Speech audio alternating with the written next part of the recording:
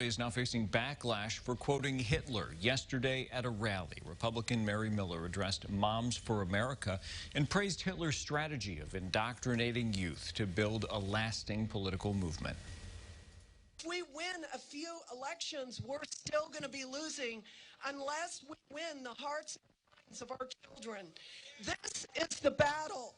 Hitler was right on one thing. He said, whoever has the youth has the future.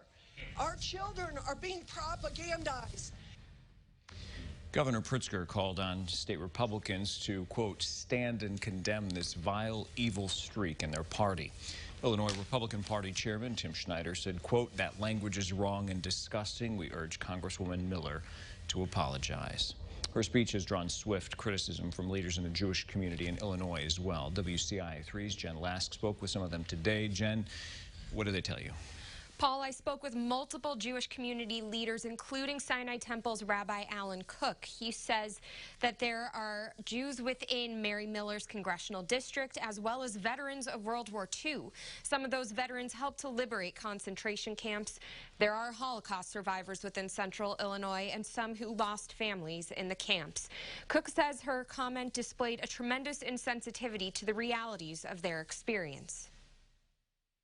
She could have chosen any number of inspirational speakers to have made a point, to choose to highlight remarks of Adolf Hitler, one of the most notorious monsters and perpetrators of genocide in human history, I think is inappropriate and insensitive. Erez Cohen, the director of Hillel at the University of Illinois, adds in part, quote, we hope Representative Miller will apologize for her comment and attend any of the countless Holocaust education programs available, including ours at Illini Hillel.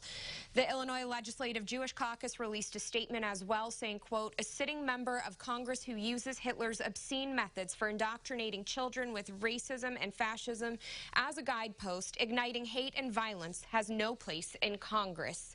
And that caucus has also started a petition on change.org demanding Miller's resignation. Back to you. All right, Jen, thanks. The United